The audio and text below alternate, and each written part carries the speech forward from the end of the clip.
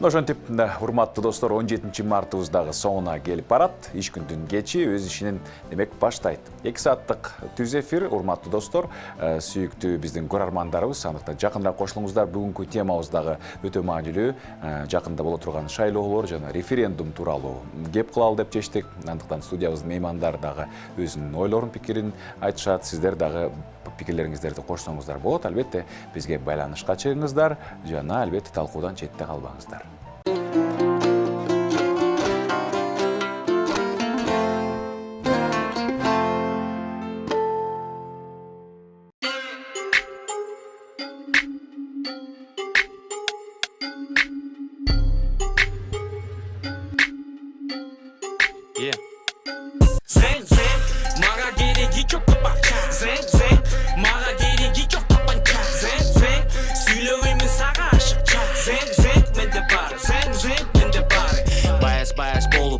Tulparga konup tevende giyse jaraşıp Tavitli batır boluptur Tegerek çetin terdetip tereң söz terip boluptur Terme söz repten berip tentekliğin koyuptur Ey çelip berüdüm büt telefon bu Tolkundan bay uqqan bar bu meni jukunbay Jukturupsun bayastandı muzikasın basın Repten basın mı Gepti nasıl Maga geregi çok bakça Maga geregi çok tapança Söylevimi sağa aşıkça Men de bare, men de bare, men de bare, men de bare, men de bare, söyleyeyim aşıkça, men de bare, Jaktırasın mı, jaktırbaysın mı, jadıram tügüm sap, Jamandaysın mı, jımındaysın mı, aşkere zaman ba. Senin aşkereğinde rep kana, jaş kaleminde rep kana, Üç dündörü bu, iş gündörü bu, başında bayaslan cep kana.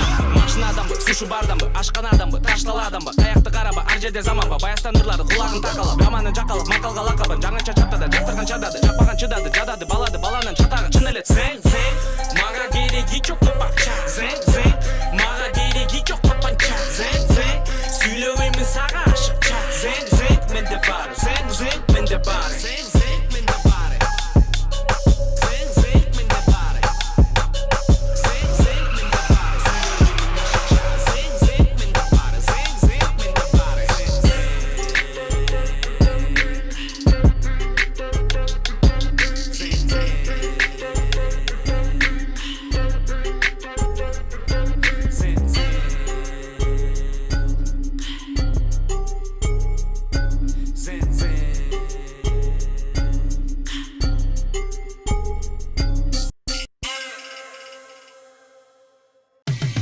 Кечтин кезекчиси Урмат Борченов. Сүйүктүү көрөрмандар, биз эфирибизди баштайбыз. Бүгүнкү темабыз болочоктогу шайлоолор жана референдум.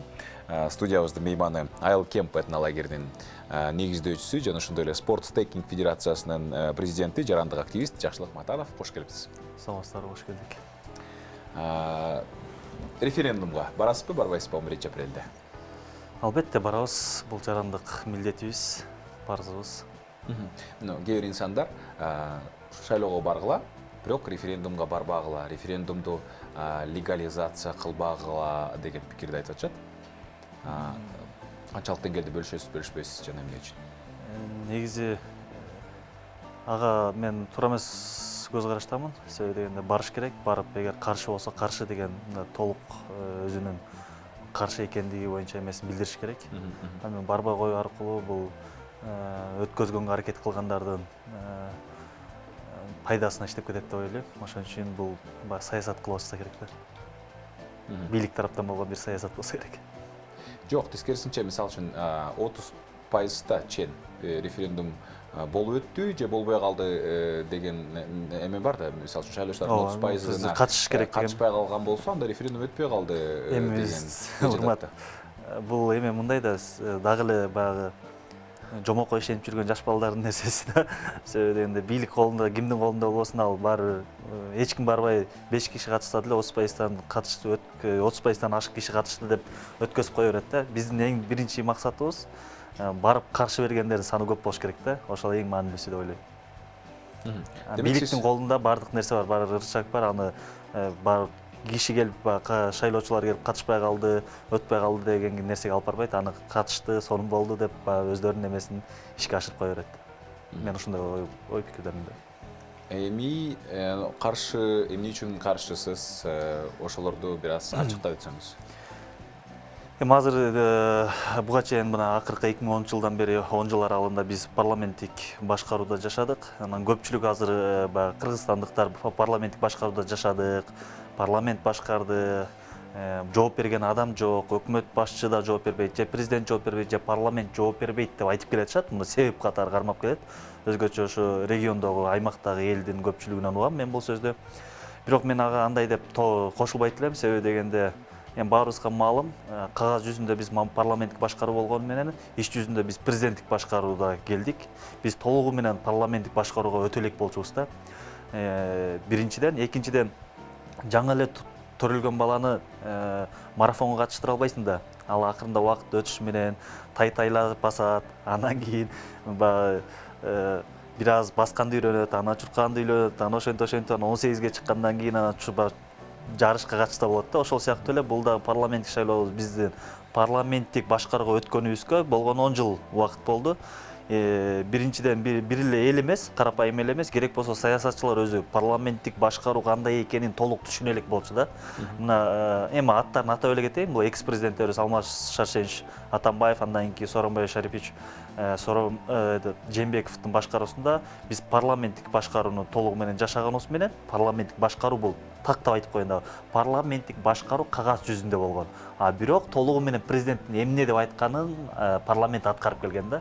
То есть эмне иш жүзүндө башка, кагаз жүзүндө башка башкаруучулукта келгенбиз. Биздин эми мен өзүмдүн атымдан сүйлөйүн, жаштар деп толук бардык жаштардын атынан айта албайм. Өзүмдүн атымдан айтайын. Мен толугу менен парламенттик башкаруудагы бир өлкөнү каалайм. Себеби дегенде азыр айтып атышат, президенттик башкаруу болсо Садыр Нуркожоев Жапаров толугу менен өз мойнуна алат, баардык жоопкерчиликти өз башы менен, керт башы менен жооп берет депчи. Бирок бул президенттик башкаруу Садыр Жапаровдун убагына эле жазылып атабы? Андан кийинки президенттер кандай болот? Өлүп кетсин дейли, ооба Садыр Жапаров укмуш, баягы толугу менен бийликти өз колуна алып, өз каалаганын кылбай, мамлекет үчүн, эл үчүн иштеп берди дейли. Андан кийин келген президентчи диктаторлук тоңдо орнотуп алса эмне болот? Мындай эме бар да, бул президенттик башкаруунун аягы, то есть эмне? Аягы баары бир мындай кризиске такалат да, баягы эле диктаторство. Биз жашап келдик да, 2010го чейин жашап келген башкаруучулук, Акаевдин убагында, Бакиевдин убагында жашап келген нерсеге кайра толугу менен барабыз. Муну мен өткөндө Азаттыкта айткан жакшы бир сөзүм бар. Муну арканды алысташтырыш керек да, күнүмдүк нерсе менен эмес. Бул башкаруу, парламенттикпи же президенттик башкаруу деп турганда биз келечекти ойлонуп, ошо келечекте кандай болот? 10 жылдан кийин, 15 жылдан кийин, 20 жылдан кийин, 25 жылдан кийинки биздин мамлекеттин абалы кандай болот деген нерседи ойлоно алсак, биз парламенттик башкаруунун толугу менен толук кандуу парламенттик башкарууну алып келсек жакшы болмок. Мен дагы ушул эфирден пайдаланып азыркы учурдагы президент Садыр Нуркожоевичке кайрылат элем. Сиз эгер акылдуу, сиз эгер мындай эл ойлогон, келечекти ойлогон, бизди эмес, биздин балдарыбызды, биздин неберелерибизди ойлой турган болсоңуз, ушул өлкөдө, өнүккөн бир өлкөдө жашоосун кааласак, анда биз президенттик эмес, парламенттик башкарууну тандашыбыз керек. Мен жогоруда айткандай, президенттик башкаруу ооба, сиз абдан жакшы иштешиңиз мүмкүн, бирок сизден кийинки бийлик кандай болот? Ал бир Кудайдын эмесинде, ал баягы эле анга баягы эле балчыкка барып түшүбүз, түздөн түз бараткан жол дейм. Диктаторлукту орнотууга толугу менен мындай шарттар, мүмкүнчүлүк түзүлүп калат да. Андан кийин азыркы учурда жана сиз айтпаңызбы, ошол президенттик башкаруунун тарапташтары бул адамдар көп учурда ким жооп берет? Мына жоопкерчиликтүү болот бирөө жоопкерчилик. Буга чейин жоопкерчиликти алып эле башкарып эле келбеди беле. Анан бул тарабын кандай болуп калат? Азыркы учурда кандай болуп калат? Мен ошол жерди бир аз дегеле түшүндүрө алган жокмун. Анан түшүнө алган жокмун да, мисалы үчүн мен эгер талкуу болуп калсачы, ошондой аргументти колдонгон адам менен мен мисалы үчүн эч мындай талкуулай албайм да, себеп дегенде ушундай түшүнүксүз болуп калат да бир аз. Мындай да, мен бир мисал менен айтып берейин да. Сен караңгыда бир жарык жок бир көчөдө кетип атасың да, кечинде, түндө. Анан үйүңө барып жатасың, жумуштан чыгып алып. Анан басып баратып ошол жерде бир мындай аңды, кудукту балчык турган, суу турган ошо балчыкты басып алдың да. Басып алдың, бутуң суу болду, үйүңө бардың. Эртеси күнү ошол жерден дагы үйгө келишиң керек. Эртеси күнү жумушка барып кайра келе жатканда ойлоносуң да, мен кечээ күнү ушул жерден балчыкты басып алгам. Кой ушул жерден мындай чекелеп акырын өтүп кетейин дейсиң да, туурабы? Айланып өтөйүн дейсиң да. Же болбосо жарыгыңды күйгүзүп Же жарыңды күйгүзүп карайсың дегендей да. Ошол эле нерсе. Биз кечээ күнү 2010 жылга чейин баскан балчыгыбызды бүгүн кайра басканга жатабыз. Бул чыныгы келесоолук да. Эң башкысы мындай жүрөгүбүз менен жыргап, анан көпчүлүк жалпы Эми коомчулуктун эмеси бул мен түздөн түз эл күнөөлүү дей албайм. Элге жеткириш керек, маалыматтын жетишсиздигинен болуп атат. Экинчиден, албетте мен элдин баары эле, мисалы карапайым элдин баары айтып атат, ооба мына пандемияда жашадык, ушул кыйынчылык учурда жашадык, ошол учурда жооп берген эч ким жок болду деп атат. Ар биринин айткандарынын өзүнүн бир чындыктары бар. Бирок эл түшүнүш керек. Биз 2010дон 2020 жылга чейин, могу акыркы окуяларга чейин биз толугу менен парламенттик шайлоо жашаган жокпуз, алдыңга кетейиндер.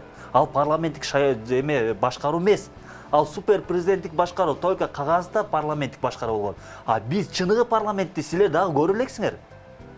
Муну жеткизиш керек да элгечи. Ошо парламенттик башкарууну биз жашай элекпиз. Мүмкүн эмес. Биз баягы 120 депутат оңго айдасаң оңго, солго айдасаң солго кеткен депутаттар. Мына ушул эле депутаттар ошо парламенттик башкарууну акыркы мына конституциялык реформаны Атамбаев жүргүзгөндө ушулар колдоп берген.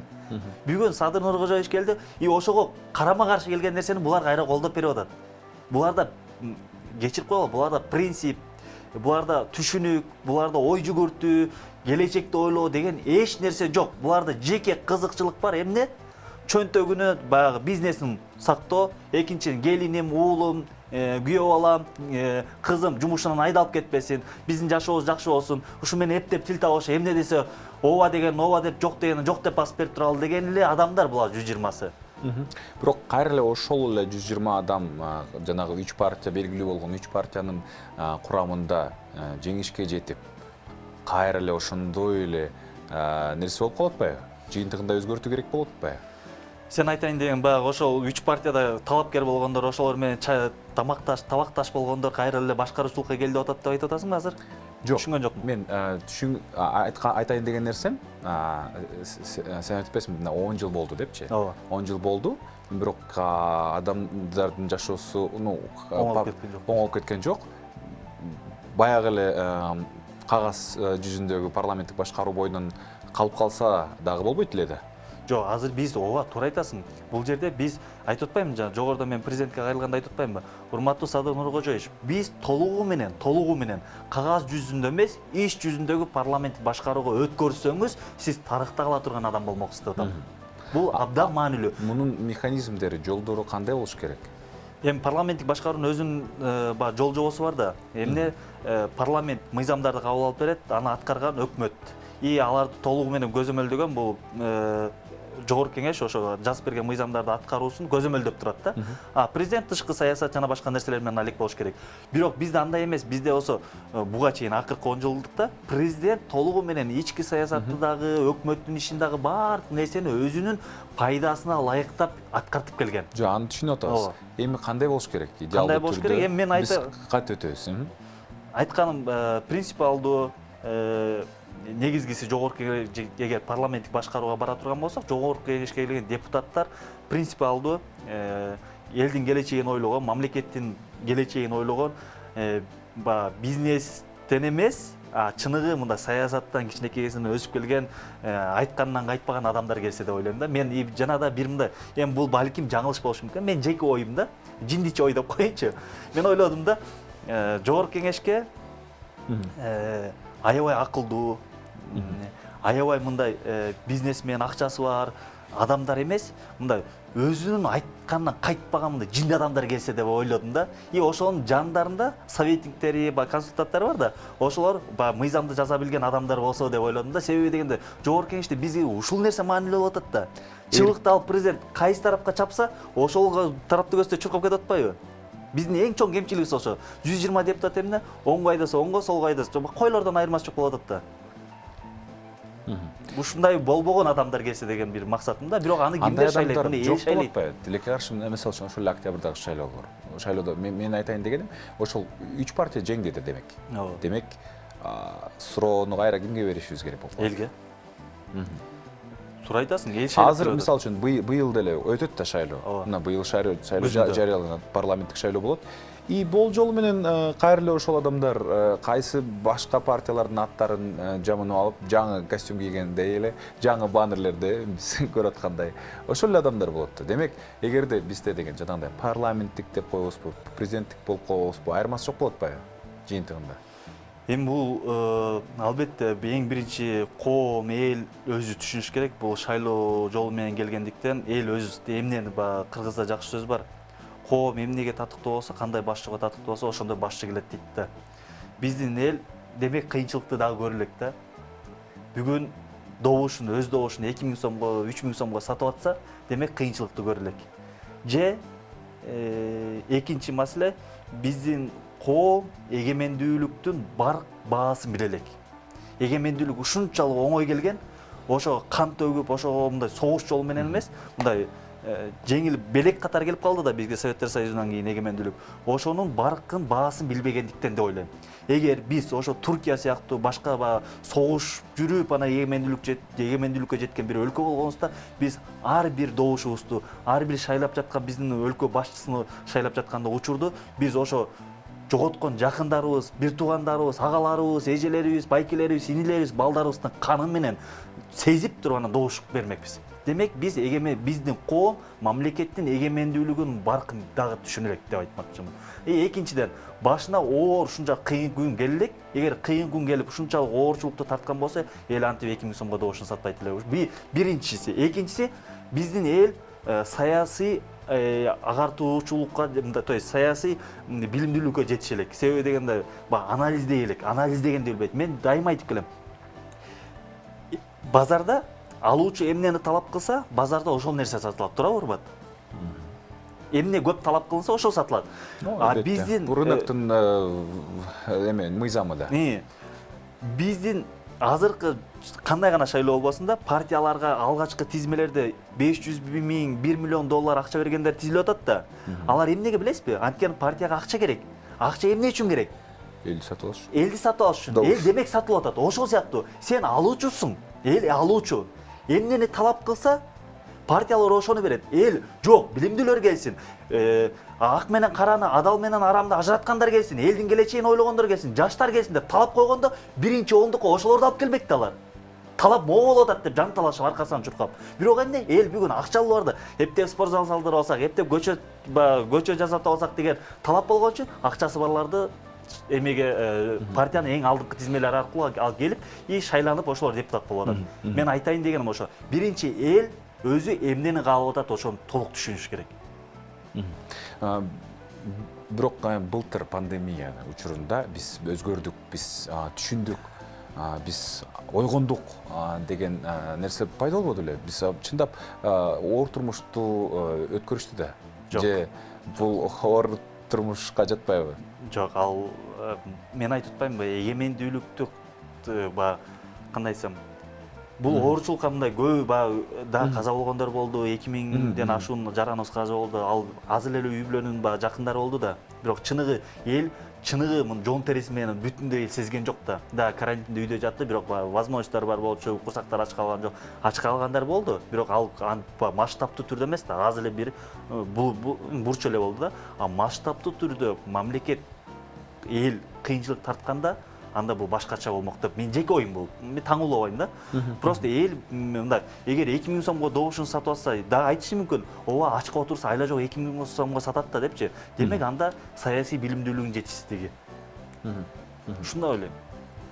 Бардык нерсеге баары элге такалат да. Эл эмнени кааласа, ошондой жашоо болот.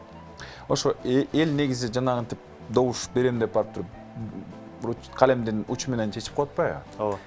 Демек, ошол эле саясий билимдүүлүк, андан тышкары дагы ишенимдин жоктугу, ушундай сыяктуу маселелер болуп атат. Эми ошол биздин калкыбыз жоопкерчиликтүү ушул шайлоого 5 жылда бир келген мүмкүнчүлүктү туура колдонууга мындай чындап сиз айткандай анализ кылып, ойлонуп, талдап, изилдеп, программасы менен таанышып, программасы менен таанышып, адам жасап кете алабы же жөн эле популистпи, ошондон ажырата билүү үчүн эмнелерди жасаш керек? Кандай иш-чараларды өткөрүшүбүз керек? мамлекеттик телеканалдардан баштап, жергиликтүү то есть частный жеке менчик телеканалдар и ошол менен бирге жергиликтүү телеканалдар, журналисттер бул нерсеге абдан ошолордун мойнунда деп ойлойм. Себеби дегенде, мисалы жөнөкөй элементарный кандидатты же партияны тандоонун жол жобосу кандай экенин биздин эл түшүп билбейт. Ошонун кыска роликтер аркылуу элге жеткизиш керек биринчиден. Экинчиден билесизби, жергиликтүү бийлик, мен айтайын дегеним да жергиликтүү бийлик түшүндүрүү иштерин жүргүзсүн депчи. Бирок жергиликтүү бийлик өздөрү эмне каалап жаткандарын билишпейт экен. Акыркы шайлоодо, 2 октябрдагы окуяда, шайлоо учурунда жергиликтүү кандай гана айылга барбай, кандай кала бул Алайдын айылынан Акталаанын айылына чейин айтып атам да, Кыргызстанда бүткүл жеринде кандай гана кандидат барбасын, 20 000 долларга футболдук стадион, 15 000 долларга шагыл төктүрмө көчөгө деген нерселерди сурайт экен партиялардан. Бул ачык баарыбызга, жашыруун эмес. Мен айтып атам, ушунча сурап атасыңар дейм да, ушунча каржы сурап атасыңар. Айтпайсыңарбы? Мисалы, Кулунду айылы, Баткендеги Кулунду айылы. Биздин айылда быйыл 11 класстын бүтүрүүчүлөрүнөн 35 бар. Ар бирине 1000 доллардан берип, 35 бала 35 000 долларга Германияга жөнөтүп бергиле. Айтишник кылып бергиле ошо 35 балабызды. Ошо 35 бала ошол жактан окуп келип алса, ошо айылга силердин бир кылганыңарды алар 10 жолу 10 эсесин кылып берет. Деген сыяктуу түшүнүк менен жергиликтүү бийликтин иши буну түшүндүрүү. Ошо элге түшүнүп, давай ушундай кылабыз, келгиле. Ушунча болду, эми ушунча сатылдык. Ушунусунда ушугасы жоктон келечек үчүн сатылалчы. Ушу балдар оңоосунчу биздин жашообузду. Ушундай сатылбайсыңар сатылганга жараша. Болбогон бир стадионго, болбогон бир шагылга сатылбай дейин да. Туурабы? Кандай дейсиң? Ошо 35 бала айтишник, программист болуп келсе, кандай нерселерди кылып берет айылына? Жакшы, ойлоруңузду дагы жарнамалык түрмөктөн кийин уланталы. Берүүбүздүн баш конектеши Имарат Прогресс курулуш компаниясы. Компания азыркы учурда курулуп жаткан Астория, Гранвилл жана Алтын Булак Лайф үйлөрүнүн жашоочусу болууга баарыңыздарды чакырат.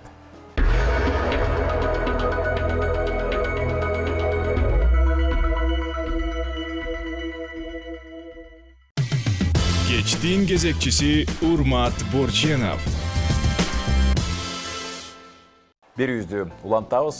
Бүгүн биздин темабыз мындай өтө орчундуу темалардын бири. Шайлоолор жана болочок референдум. Бизде мейманда Айыл Кемп лагеринин негиздөөчүсү жана ошондой эле Спорт Стейкинг Федерациясынын президенти, жарандык активист Жакшылык Матанов. Жакшылык мырза, кандидат да болуп жүрдүңүз. Эми эмне болот? Сиз катышасызбы шайлоолорго? Жакынкы убакта же кийинки жакынкы келечекте балким саясат? Урмат, ушул жерден мен ушу акыркы бир жумадан бери ойлонуп жүргөн суроо эмесин, жооптун суроосун бердиң да сен азырчы. Жооп бышты. Жооп бышты. Жок, ошол суроону мен өзүмдө да иштеп жүрөм да. Мындай болду да. Мен жогорку кеңешке талапкер болдум. Биз айтып атпайсызбы? Жаштар келсе, жаштар оңдойбу, жаштар мындай, жаштар тиндей депчи, көпчүлүк ошентип атпайбы? Анан кийин ойлондум да, ушул мен бурактуу, менин курдаштарым, досторум, жогорку кеңешке ар кайсыл партиялардан талапкер болгон достор. Жогорку кеңешке сен талапкер болгонсуң да, кандидат болгонсуң. Бүгүн горку кеңеш, жергиликтүү бийликке, шаардык кеңештерге, айылдык кеңештерге, эмелерге шайлоо башталды. Сен ал жакта да талапкерсиң да. Кайра октябрда, келе жаткан октябрда жогорку кеңешке шайлоо болот. Эгер өтпөй калса, ал жакка да талапкер болот да. Мен айтайын дегеним, силер орусча айтат го, определись, куда вы хотите? Каяка каалайсыңар? Сен жогорку кеңешке барасың, горку кеңешке барасың, сенин максатың эмне? Эптеп эле креслого жетпей. Бизде жаштар эмне каалаганын өздөрү билбейт, ошондой эле, жогоруда айткандай. Эптеп бийлик башына бир жерге. Бирок экинчи тарапта айтыш мүмкүн. Ушул убакытка чейин бизди сазга батырып, бизди сыгып келген чоңдорго караганда ушу жаштар келип отуруп калса жакшы болот. Албетте жакшы болот. Жакшы болот. Жок, жамандын жакшыраагы болот да. Бирок биз жаштар, биз эмнени каалайбыз? Биздин максатыбыз эмне? Келечекке койгон пландарыбыз кандай? Биз конкретный, точно билсек, биз ар бир астыңан чыккан шайлоого катышпайсың. Сен конкретно знаешь, сен билесиң. Четко и конкретно. Каяка барасың, эмне кыласың, толук билгенден кийин сен алдыңан чыккан ар бир шайлоого катыша бербейсиң. анда сен алдыңа чыккан ар бир шайлоого катыша берсең, анда сен максатыңа жетпейсиң деген сөз да. То есть эмне айтайын деген сиз сурап атасыз, сиз бул эме жергиликтүү эмеге мен катышпайм. Мен катыша турган болсом, келе жаткан шайлоодо көрөм, мен катышам же жогорку кеңеш шайлоосуна же катышпайм деп. Мен өткөндө мында өзүм анализ деп көрдүм. Жогорку кеңештин шайлоосуна катышып, жогорку кеңешке депутат болуп келсем, эмне кыла алам? Мен билим берүү тармагы менен азыр кылып жаткан ишимди улантып кетсем, эмне кыла алам? Деп таразалап көрдүм да.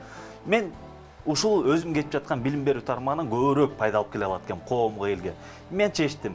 Мен депутат болбой деле, депутат 10 депутат, 100 депутат кыла албаган ишти кыла аларыма көзүм жетти. Дедим, мен шайлоого катышпай эле коеюн. Демек, быйыл катышпайсыз? Жок, катышпайм. Экинчиден, депутат, жаш депутаттар келген жок буга чейин. Толтура келди. Эмне кыла алды? То есть эмне командаң болбосо, сени алдап койгон конкретный пландарың болбосо, аркаңда 100-200 билимдүү өзүң менен чоң командаң болбосо, сен көп нерсени өзгөртө албайт экенсиң да. Мен түшүндүм, мен балдарымды окутайын, ошо азыр мына 11 класста бүтүп аткан мен окуучуларым бар, 62 аларды заграницага окутайын. Ошентип 10 жылдан кийин балки ошо балдар менен ала университетти бүтүп эметип, жакшы тажрыйба топтогондон ошо команда менен келип, мамлекет толугу менен өзгөртөм деген план койдум. Мен ошол жол менен кетем. Балдарды чоңойтуп, алар менен чоң команда түзөйүн деп атасыңар ошондо. Не, балким эгер балдар өзүнүн эрки болсо, каалоосу болсо да. Эми албетте, бирок мындай да кээ бирлер сурайт да, жакшылык, сен 15-20 жыл мурункуну ойлоп атасың, ага чейин ким бар, ким жок депчи. Бүгүнкү күндүн эң чоң ошибкасы эмне билесиңби, Урмат? Мына казактарда болашак деген программа бар. Өздөрүнүн жаш кадрларын даярдоо боюнчачы.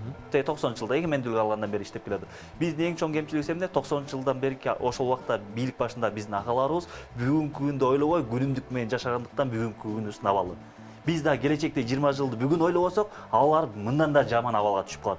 Ошон үчүн 20 жылды келечекте 20 жылды бүгүн ойлонуп, ошого биз инвестиция кылышыбыз керек, ошого аракет кылышыбыз керек. Ошо келе жаткан 20 жылдан кийинки муун билимдүү, сапаттуу, ошол эле биздин коңшу өлкөлөр менен, мен Европа эми Американы айткан жокмун, коңшу өлкөлөрдүн жаштары менен тең ата боло ала турган жаштарды тарбия алып чыгышыбыз керек. Биздин негизги максатыбыз ушул да.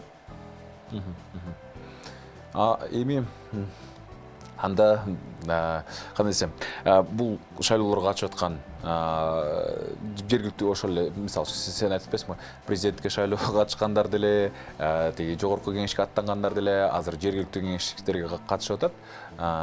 Алардан сен эмнелерди күтөсүң же күтпөйсүң? Эми үмүтсүз шайтан дейт, үмүтүң жок болсо бул шайтандын иши. Мен абдан үмүттөтөм. Азыркы биздин достордон эми булар бар мүмкүнчүлүгүн колдонуп атат болуш керек. Алар ушу мамлекеттин келечегин ойлоп, ушу жакшы бир мамлекет курсак деген ниеттери болсо керек. Ички эмес билбейм, бирок ошондой үмүт артып атам. Буюрса жакшы болот. Анткени азыркы жаштар ойлойм ушу бара-бара бардык нерсе Москва бир күндө курулган эмес да, бара-бара тажрыйба топтоп эметип, анан убагы келгенде ушул жаштардын колуна өтсө мамлекет дагы жакшы болсо керек да. 11-inde кимге шайлайм деген чечимдер барбы? Же бир эки жөнүнүн ортосунда ойлонуп атасыңбы? Толук мен айта албайм, программалар менен толук таанышып элекмин. Себеби дегенде 2040-жылы дүйнөлүк олимпиаданы Кыргызстанда Бишкекте өткөзөбүз деген да партиялар бар экен, ошолордун программасын толук окуп чыгайын. Ушундай бар бекен. 2040 Анан мен ойлоп атам, 2030-40-жылга чейин карып кетебиз, 30-жылы кимге өткөзсө ошого берейин деп. Буюрса мына программаларын карап, анан кийин шайлайбыз. Сиз сонун укмуштуу тилектер бар экен. Но кээде эми бирок күлөйүн дейсиң, бирок кыялданыш керек да сөзсүз түрдө. Албетте. Бирок кыялдарын программа катары жазып койгондор албетте күлдүрөт да. Күлдүрөт. Бирок мындай нерсе бар да. Турциянын азыркы президенти Стамбул шаарынын мэри болуп турганда айтат экен, ошол кезде деңиздин беттери баклажкаларга, салафандарга толуп, Стамбул аябай кийир ушундай болуп турганда айтат экен, Стамбул дүйнөдөгү эң алдыңкы шаарлардын бири болот, жээктер мындай болот, көпүрөлөр курабыз деп айтып берет экен да, эл алдына чыгыпчы. Айтып бергенде апайса күлөт экен да, бул келесо эмнени айтып атат депчи. Дегенде Эрдогандын сөзү бар да ушул жерде. Силер керек болсо кыялданганды билбейсиңер депчи. То есть кыялдана берели, ишке ашат. Сен кыялданган бир нерселериң болбосо, эмненин аркасынан чуркайсың? Биринчи кыялданыш керек, ошонун аркасынан чуркап ишке ашырганга аракет кылыш керек. Албетте жакшы, буюрса өтөт. Айтқан тілектер орындалсын, разышылық білдіресіз бізге қызықты маек құрып бергеніңіз үшін. Егер қошымшалы айтылған бір нәрсе бар болса, айтып қойсаңыз болады. Біздің елге жергілікті шайлоуда болсын, шаардык шайлоуда болсын, көчө бандиттерине эмес, айылдагы атамандарға эмес, ошолордун группировкаларга эмес, чыныгы мекенчил уулдарыңарды, кыздарыңарды шайлап, жергиликтүү бийликтен айыл өкмөттөрүңөргө ошондой жакшы адамдарды алып келгиле. Анткени жакшы адамдар, идеясы бар адамдарды алып келсеңер, ошолор силердин айылыңарды, шаарыңарды алдыга жетелейт деп айтмакчымын. Быйыл айыл кемп болобу? Болот буюрса. Бізде мейманда айыл кемп этнолагеринин негиздөөчүсү жана спорт стейкинг федерациясынын президенти, жарандык активист, ошондой эле интеллект окутуу борборунун жетекчиси Жакшылык Матанов болду. Чоң рахмат. Кыскача сюжеттен кийин маегибизди улантабыз. Биз менен болуңуздар.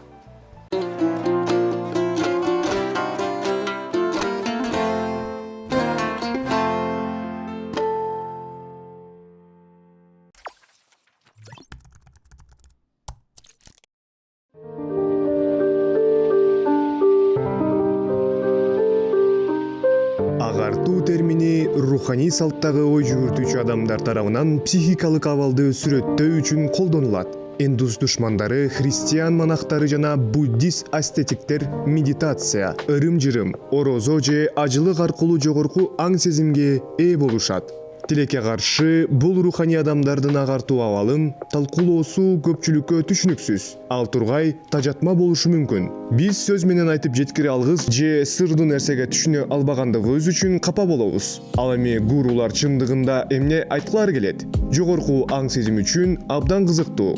Адам болгондон кийин биз өмүрүбүздүн көпчүлүк бөлүгүн төмөн аң сезимдин деңгээлинде өткөрөбүз. Анда биз өзүбүзгө, жашообузга жана аныкталган ийгилигибизге кызыктар болобуз. Кадимки жашоо төмөнкү аң сезимдин белгиси, өзүмчүл көз караштарды сыйлайт. Нейробиологдор рептилиялык мээ деп аталган мээнин бир бөлүгү жөнүндө талкуулашат. Анын таасири астында биз күрөшүп, башкаларды күнөөлөйбүз. Ал кыйналган суроолорду басат, коомдошууга тоскоол болот, өзүбүздүн кооз элесибизди көрсөтөт жана максаттарыбызды калыптандырат. Бирок дүйнөдө душмандык болбой калган сейрек учурларда, балким түн бир окумда же таң эрте денебиз жана кумарларыбыз эс алганда, биз жогорку аң сезимге жете алабыз. Невропатологдор муну неокортекс деп аташат. Элестетүү, боороо жана калыс баа берүүчү жай.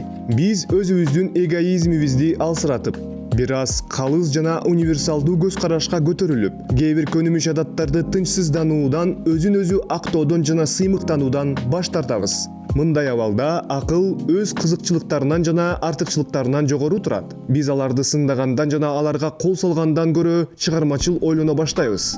Алардын жүрүм-туруму адатта алар айта албай турган өздөрүнүн алгачкы ой жүгүртүүсүнүн кысымы түрткү берет деп элестетсек болот. Мүнөз же бузукулук. Биз азыр көрүп тургандай жамандыктын эмес, таарынычтын белгилери. Бул ой жүгүртүүнүн жай эволюциясы. Башка адамдардын иш-аракеттерин алардын бизге кандай таасир экендигине байланыштуу эмес. Алардын азап-тозоктору менен түшүндүрүп берүү жөндөмүн өрчүтөт. Адамзаттын ылайыктуу жолу коркуу, цинизм же агрессия эмес, сүйүү экендигин түшүнөбүз. Мындай учурларда дүйнө өзүн азап чегүү жана жалган каалоолор жери эмес экенин көрсөтөт. Үнү угууну талап кылган адамдарга назиктикке жана капалыкка жашоо анчалык кымбат болбой калат. Мындан ары кайдыгер болбоо жөнүндө ойлонуш керек. Кызыкчылыктар четке кагылып, келе жаткан же табигый нерселер менен чыгармачыл аралашууга болот. Дарактар, шамал, көбөлөктөр, булуттар же толкундар. Мындай абалда статус эч нерсени билдирбейт. Мүлк эч кандай мааниге ээ эмес. Нааразычылыктар актуалдуулугун жоготот. Эгер ушул учурда кимдир бирөө биз менен жолугушса, анда биздин өзгөрүшүбүзгө жана боорукердигибизге таң калмак.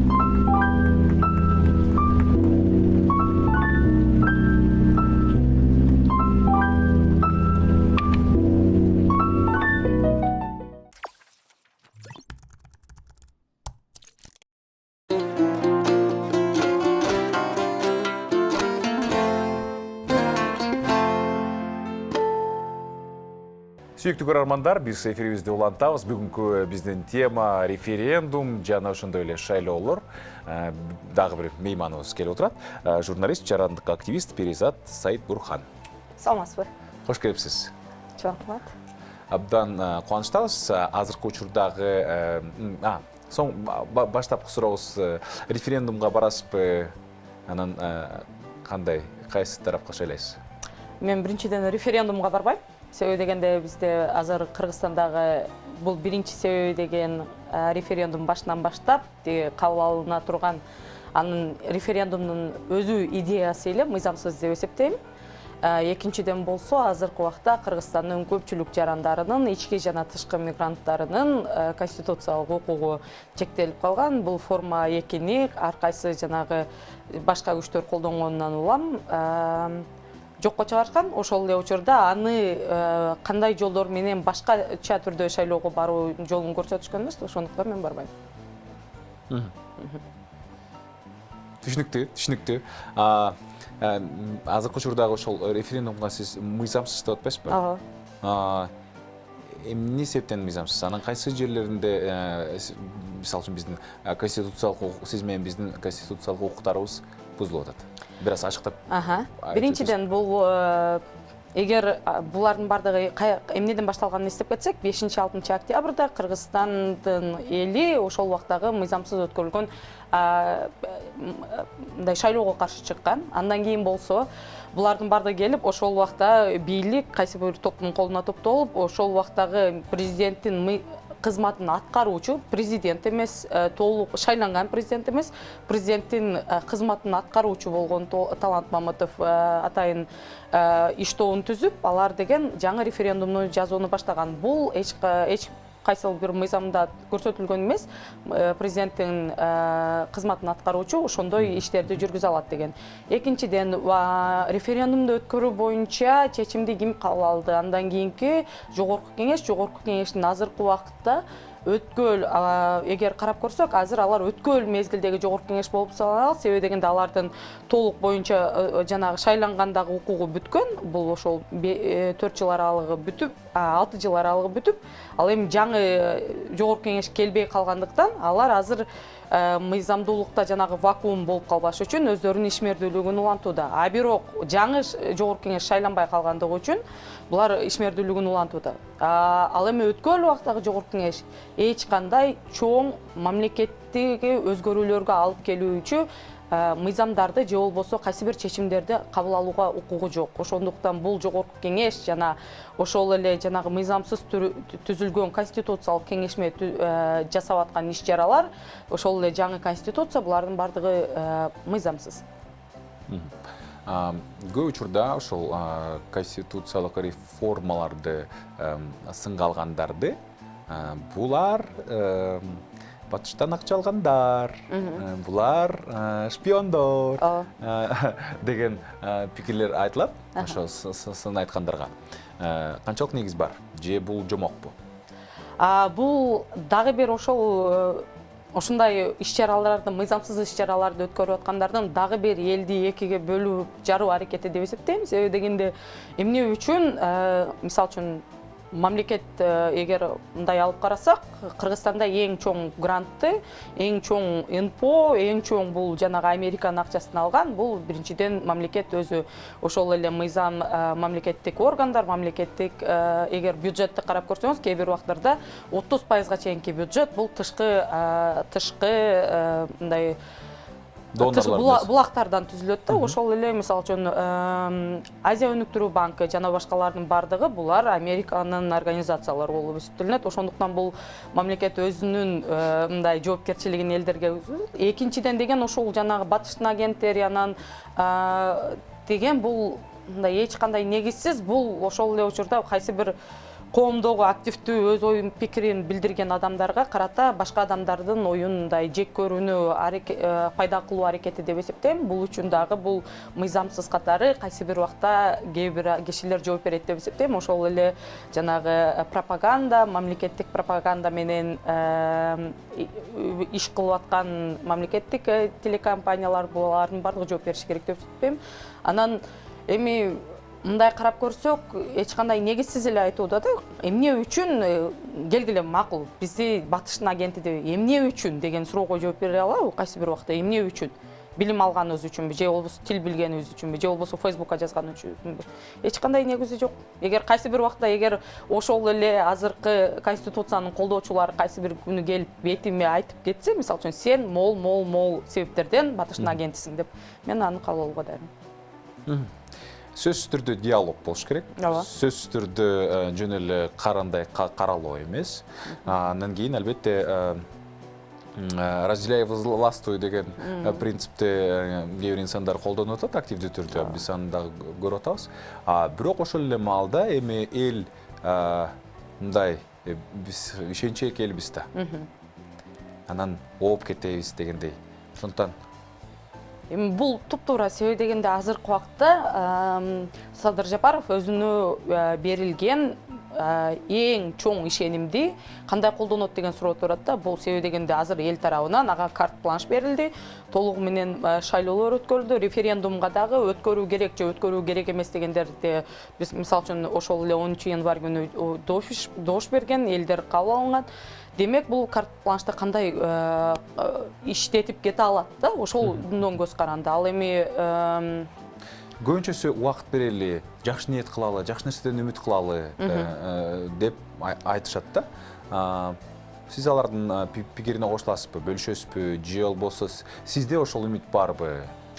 Биринчиден, эгер ушул азыркы башкарып аткан топтун качан бийликке келгенине карап көрөлү. 5 октябрдан бери, мисалы үчүн ноябрь, декабрь, январь, февраль, март, мына 5 ай кетип атат. 5 айдан бери эмнелер өзгөрдү?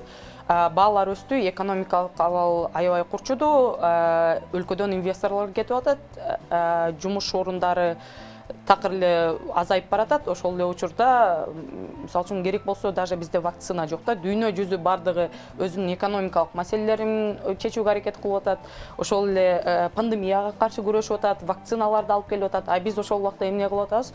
Эртең ким ошого кимде кандай бийлик болот, ким прокурор болот, ким депутат болот, бул депутатты эмнеге кармашыптыр, бул бизнесменди эмнеге кармашыптыр. Ошол эле нерселер менен мындай алек болуп атпайбызбы?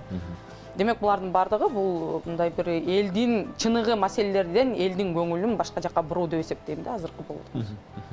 Биз ошол эле референдум тууралуу кеп кылып атабыз. Болбосо экономикалык өзгөрүүлөрдү, сиз айткандай калктын жашоосунун кантип чыңдайбыз, кантип оңойбуз деген маселелер менен иштешибиз керек эле.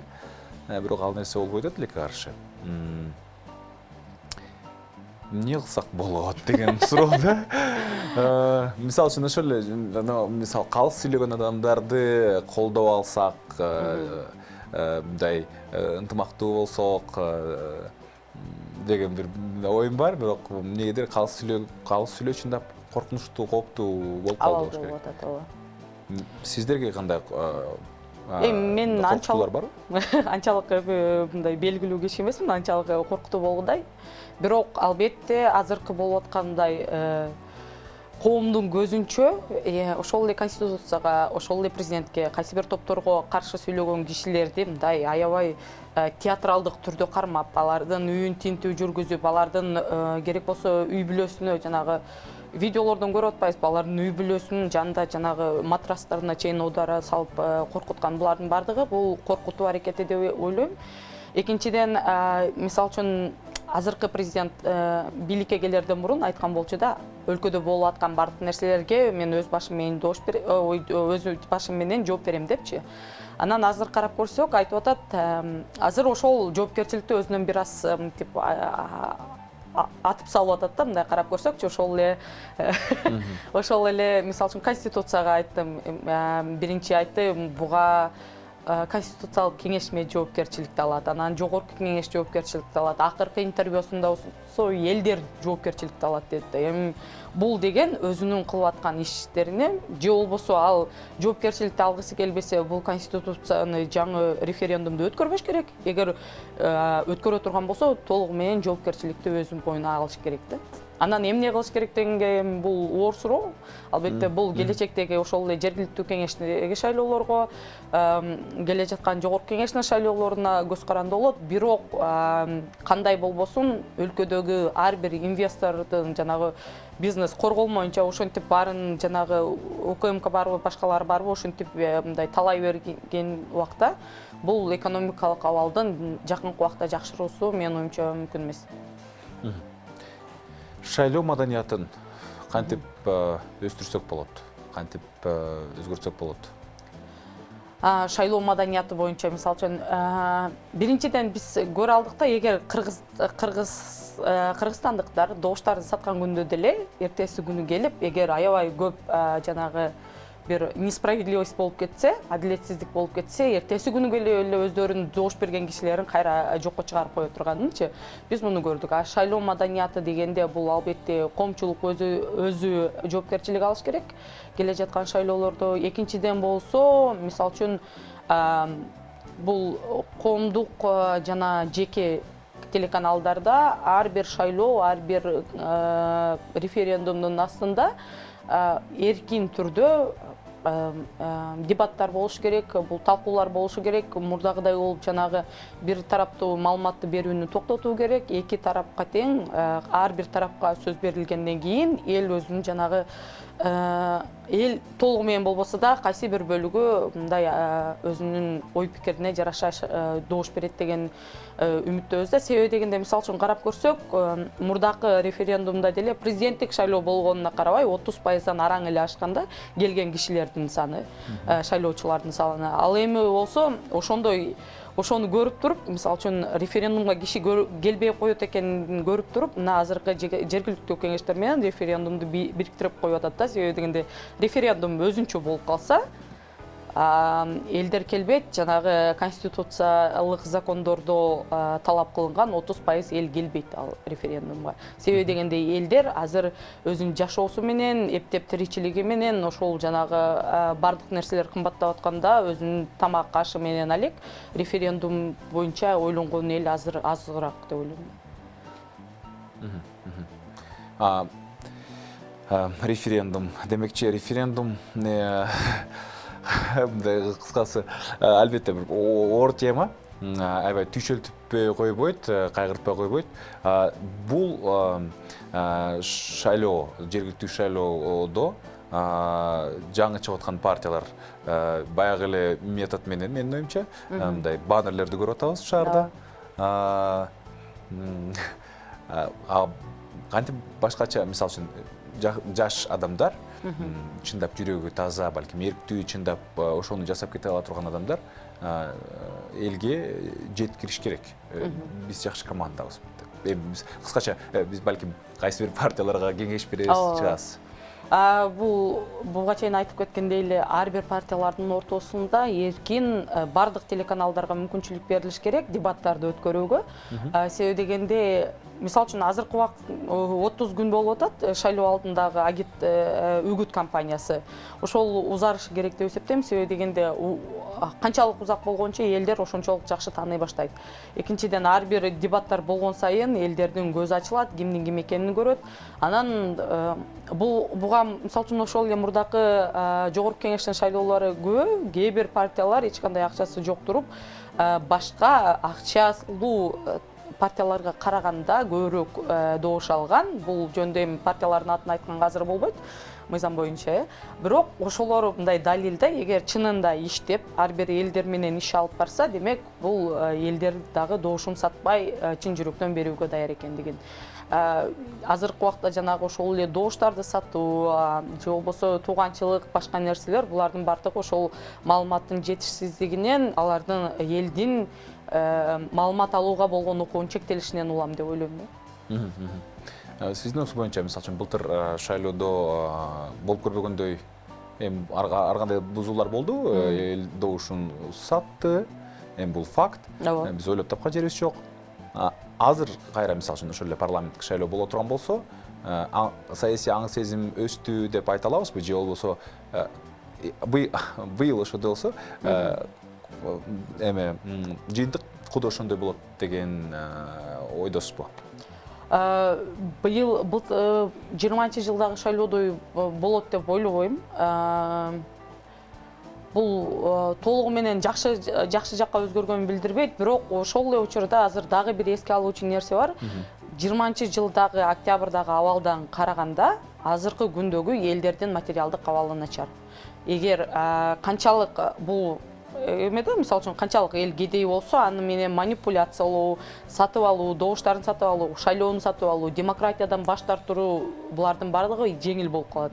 Демек, бул мамлекеттин өз иштерин жакшы аткара албагандыгын, өзүнүн жоопкерчилигин ишке ашырылбаганынан себебинен азыр элдердин абалы ушундай болуп атат. Демек, мындан дагы начар болуп кетиши мүмкүн, бирок биз элдерге ошону билишибиз керек да. Бүгүнкү берген добушуң менен эртеңки сенин жашооң, мисалы үчүн октябрдагы болгон окуялар менен бүгүнкү күндөгү бардык нерселердин кымбаттап атканын себебинин ортосундагы мындай себеп натыйжа илишкилерин көрсөтүш керек болчу да. Берүүбүздү кыскача жарнамалык түмөктөн кийин уланталы. Азыр болсо биздин эфирибизди реклама улантат. Баса берүүбүздүн баш конектөшү Имарат Прогресс курулуш компаниясы учурда курулуп жаткан Астория, Грандвилл жана Алтын Булак Лайф үйлөрүнүн жашоочусу болууга баарыңыздарды чакырат.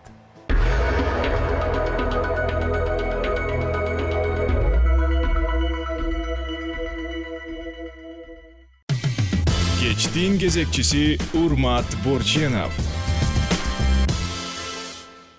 Программабызды улантабыз. Бүгүнкү иш күндүн кечи программасынын темасы референдум жана Кыргызстандагы шайлоолор. Мейманда жарандык активист жана журналист Перизат Сайдбурхан. Эми референдумдун мааниси тууралуу сүйлөшөлү. Эмнелер өзгөргөн атат, кимдер кандай жоопкерчилик алган атат, супер президент болот деп атабыз. Суперпрезидент чындап эле баарына өзү жооп береби? Ошол нормалар бардыгы жазылганбы? Негизи мен суроолорум аябай көбөйүп кетти го, дароо эле. Айтып.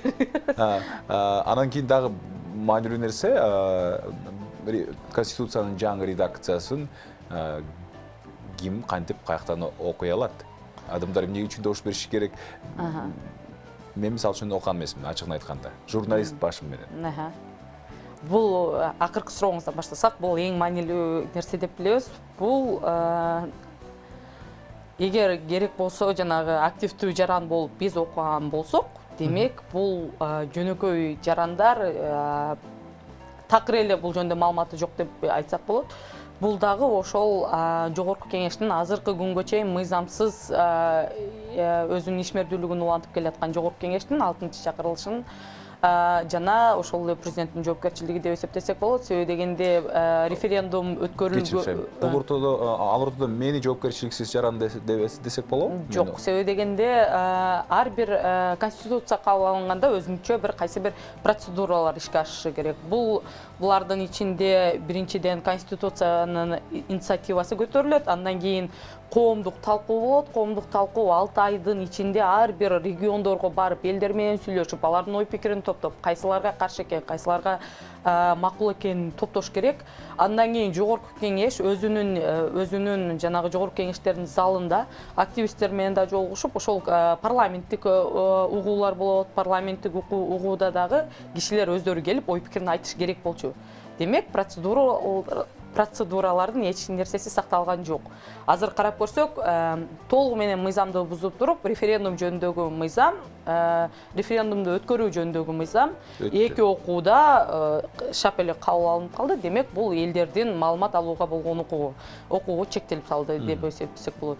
Алар жөнүндө, мисалы үчүн, ошол эле коомдук каналдардын эфирлерин карап көрсөк, ал жакта ичинде эмне өзгөрө тургандыгы жөнүндө маалымат жок. Жөн гана мисалы үчүн көчөдөгү кишилерге келип, силер макулсуңарбы деп, мына элдердин баары макул. Эмнеге макул болуп атат деген суроого эч ким жооп билбейт да. Себеби дегенде азыркы мыйзамды карап көрсөк, биринчиден толугу менен укуктук жактан толугу менен сабатсыз кишилер жазган мыйзам, сабатсыз, ичинде эч кандай мындай бир биринчиден билиш керек, конституция деген бул аябай мамлекеттин эң олуттуу укуктук жана саясий документи.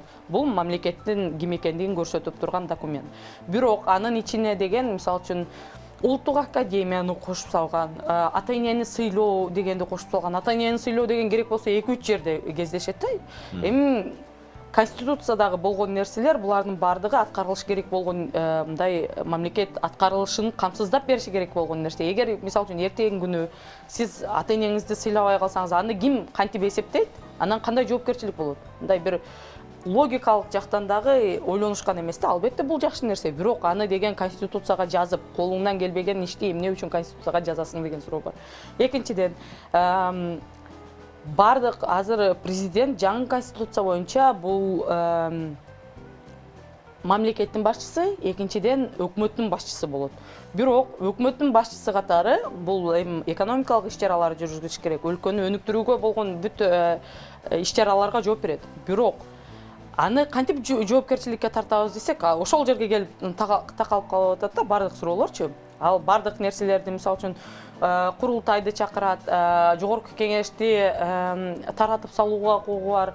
Бирок эгер ал чектен ашып кетсе, ким жоопко тартылат? Бул жөнүндө аябай оор суроо, себеби дегенде ал жерде эч кандай президенттин жоопкерчилиги жөнүндө жазылган эмес. Ошол эле убакта ал өзү өкмөт башчысы министрлерди тандап туруп, министрлердин болгон ишине ал өзү жоопкерчилик бербейт.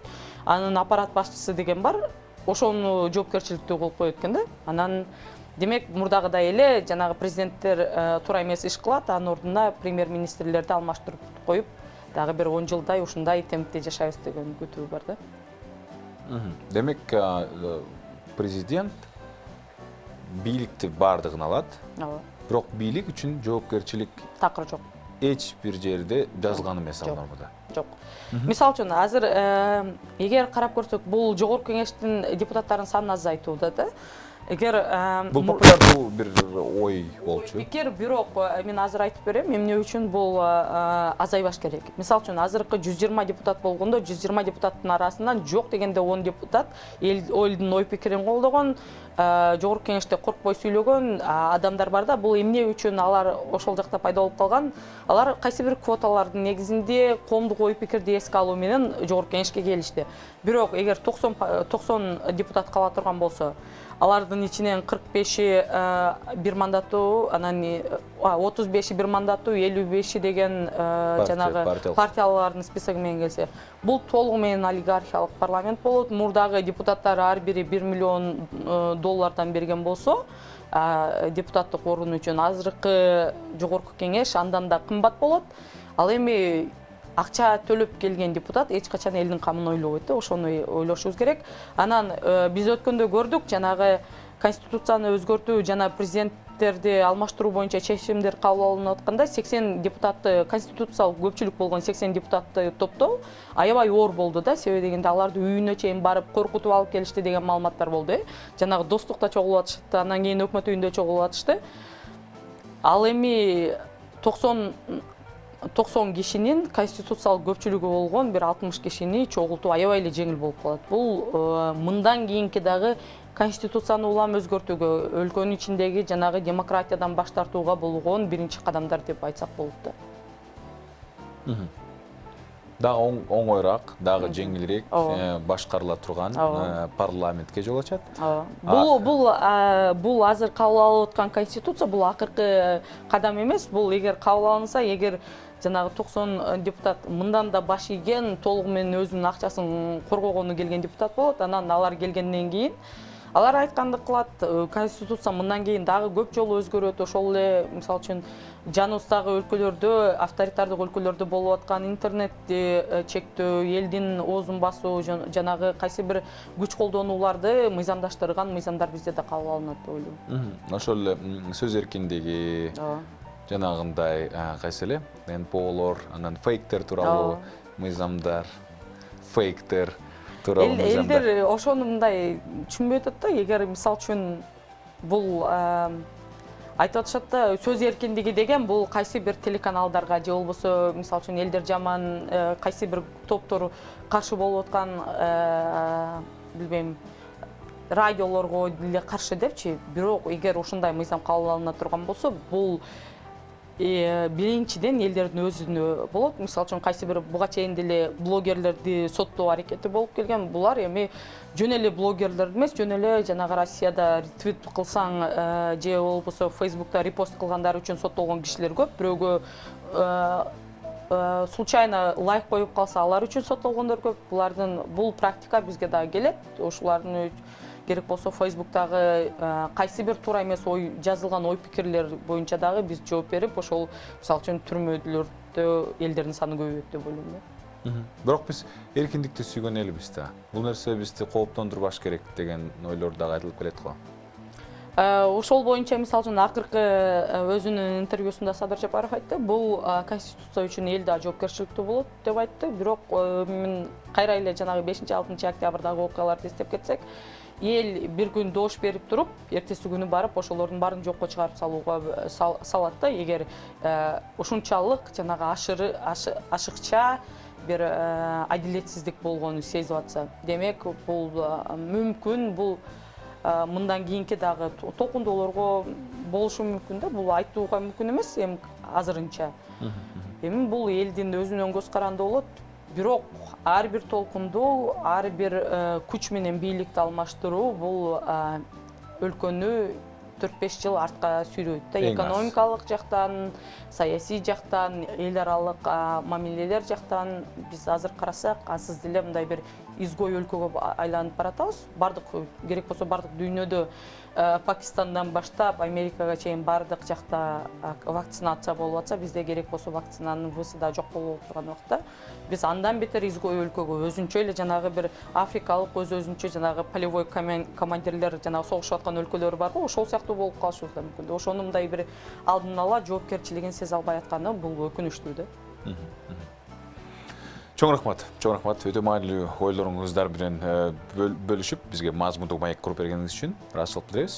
Перизат, ийгилик каалайбыз. Биз менен мейманда жарандык активист жана ошондой эле журналист Перизат Саид Бурхан болду. Кыскача сюжеттен кийин бүгүнкү маанилүү темабызды улантабыз.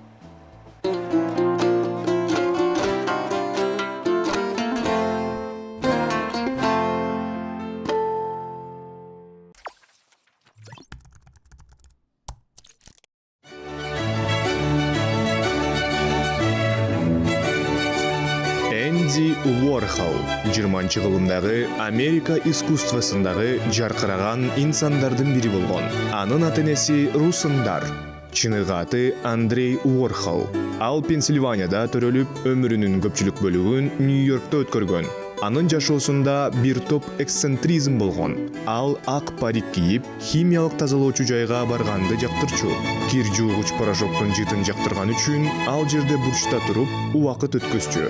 Аэропортторду жакшы көргөндүктөн бир нече жолу коопсуздук текшерүүсүнөн өтчү. Ал ишмердүүлүктү кызыктуу жана шыктандыруучу деп эсептечү. Энди Уорхолдун чоң жетишкендиги заманбап коомдо иштеп жаткан эки күчкө, соодага жана атактуу адамдарга көз караштын маанилүү жолун ачкандыгы болду. Ал өзү дүйнөгө белгилүү болгон. Бизнеске абдан ынтызар болчу.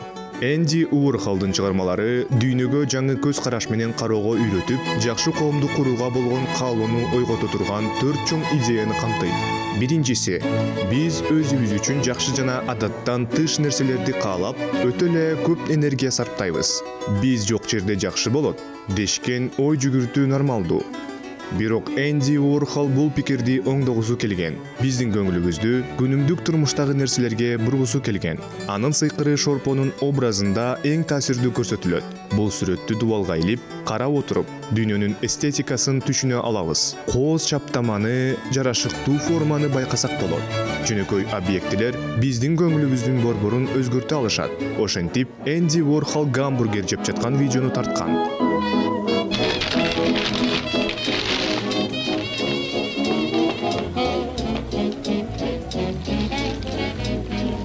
1960-жылы Уорхол маданий адамдарды супер жылдыздар деп атаган. Алардын арасында Ницца, Джоат Алессандро, Эдди Седжвик, Вива, Ультрафиолет, Холли Вудланд, Джеки Кертис жана Кэнди Дарлинг болгон.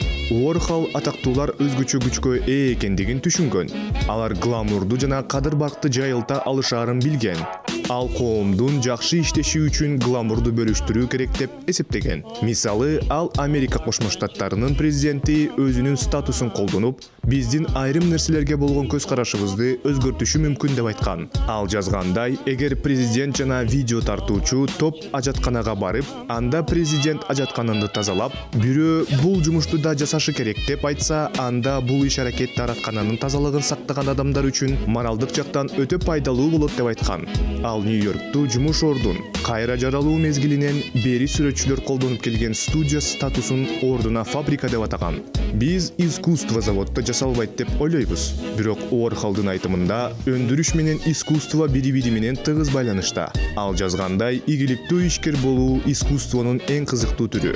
Хиппилер доорунда адамдар бизнес идеясынан баш тартышкан. Алар акчанын жаман экендигин айтышкан. Жумуш жаман деп айтышчу. Ал эми Уорхол акча табуу бул искусство деп айткан. Жумуш бул искусство. Ал эми жакшы бизнес бул мыкты искусство деп айткан. Фабриканын сабагы биз жакшы нерселерди тез жана арзан кылуу үчүн өзүбүздү уюштура алабыз. Coca-Cola Уорхолго ушундай мисалдардын бири болгон. Ал кайда жүрбөсөңүз, Coca-Cola дайыма бирдей жана ар дайым жакшы деп айткан. Көбүнчө искусство көпчүлүккө жакшы жана кеңири жайылган идеалга дал келе албайт. Сүрөтчүлөр баарына эмес жана аз иштерди жаратышат. Уорхол буга туруштук берүүгө аракет кылган. Бир жолу Пикассонун өмүрүндө 4000 шедевр жаратканын окугандан кийин Уорхол бир күндө 4000 нуска жасоону көздөгөн. Бирок кийин ага 500 ишти жаратуу үчүн бир ай убакыт кеткен. Бул мисалдан мындай сабак алсак болот. Массалык өндүрүштү сүрөттөргө гана эмес, жогорку көркөм өнөрдүн башка түрлөрүнө да колдонсо болот. Жакшы, пайдалуу нерселерди массалык түрдө өндүрүү жана жайылтуу үчүн көркөм өнөр дүйнөсүнөн уюштуруу жана брендинг керек. Балдарды жогорку сапатта кароо, психотерапия, кесипке багыт берүү жана кооз архитектура сыяктуу жана булар бизге керектүү нерселердин бир бөлүгү гана. Көпчүлүк искусствонун дүйнө жүзүнө таасири аз, бирок Уорхол масштабтуу таасир этүүгө абдан кызыктар болгон. Ал көптөгөн жанрларды өздөштүргөн.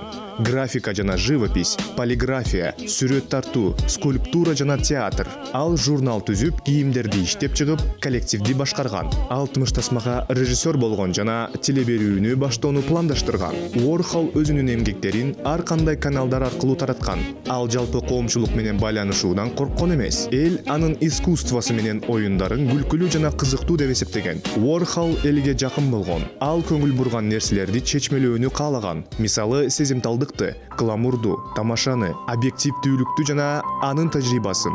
Бул баарына жакын. Уорхол 1987 жылы 58 жаш курагында өтүн алып, операциясынан кийинки татаалдашуудан улам көз жумган.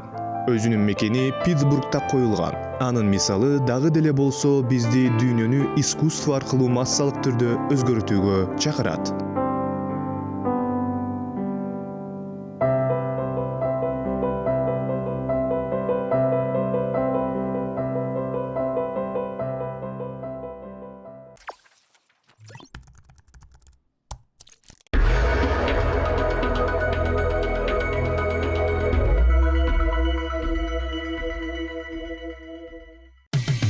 Кечтин кезекчиси Урмат Борченов.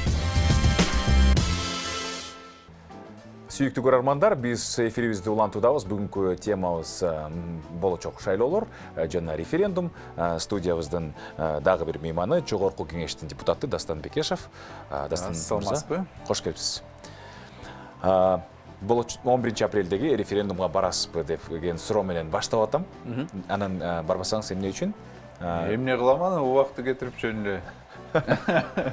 Эми бул жерде мындай да эми барганда сен жөн эле даже каршы добушту берсең, легализация кылып коесуң да буну. Ошол референдум жөнүндө мыйзамда так жазылган. 30 жана өйдөрөөк пайыз катышса, каршы болобу, макул болобу, все равно референдум өттү дегенде ушундай эсептелет. Анан мен ойлондум да, андай кылбай эле, мен андан көрө лучше жергиликтүү кеңешке, жергиликтүү шайлоолорго катышып, референдумга катышпайм. Бул менин позиция.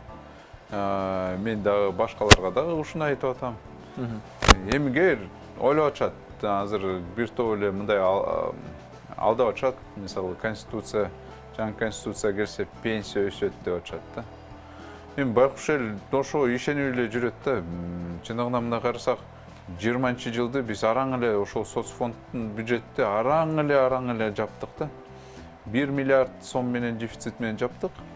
Араң пенсионерлерге пенсияны бердик, себеби Путин жардам берген 20 миллион долларды. Ошону биз пенсияларга кетиргенбиз да. Эми кантип эле бул конституция менен пенсиялар сразу өсөт. Мына азыр эле биз эфирге чейин ойлогонбуз да, позитивдүү кичине сүйлөшөлү деп. Бирок андай болбой калат экен эми. Азыр Дүйнөлүк банк бүгүн мына өзүнүн прогнозторду берди да. Бирок алар дагы расмий статистикага таянып жатышат. 35% жакырчылыкта калкы жакырчылыкта жашайт деп ушундай прогноз берип атат. Менимче андан көбүрөөк, себеби улуттук статистика кичине туура эмес маалыматты берип атат. Менимче 40-тан да ашат. 40%-дан ашат. Эми кантип эле бир жерден салыкты алыш керек да, пенсияны көбөйткөнгө салыкты алыш керек, көбөйтүш керек.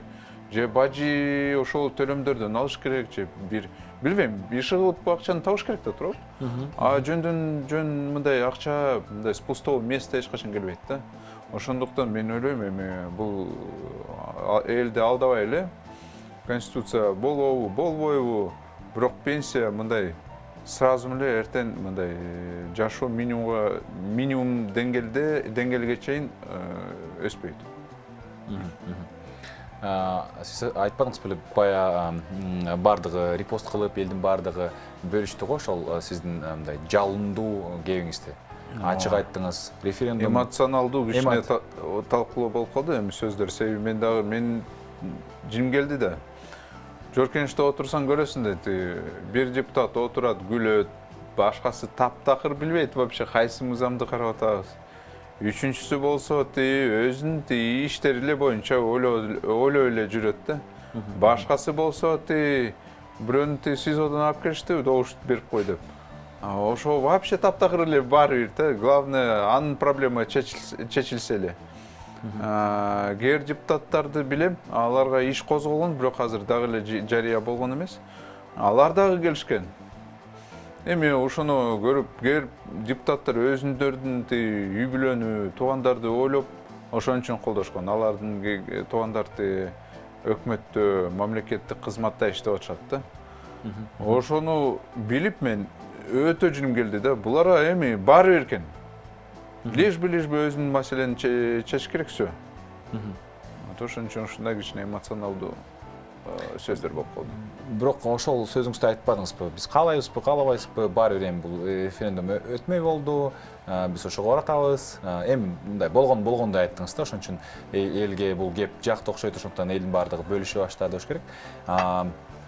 Негизи жогорку кеңештеги депутат адамдын эми ал жердеги көпчүлүктү сиз эми билесиз, коллегаңыздарды жамандоону суранбай элемин, бирок максаты эмнеде?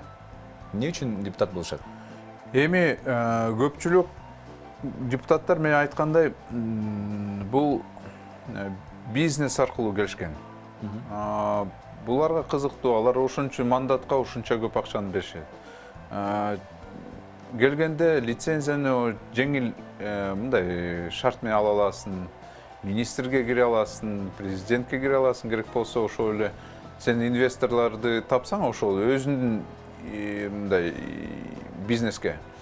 Президентке аларды алып келип, уже тыштан келген кишилер алар көрөт, бул серьезный киши турбайбы, оказывается, иштесе болот турбайбы.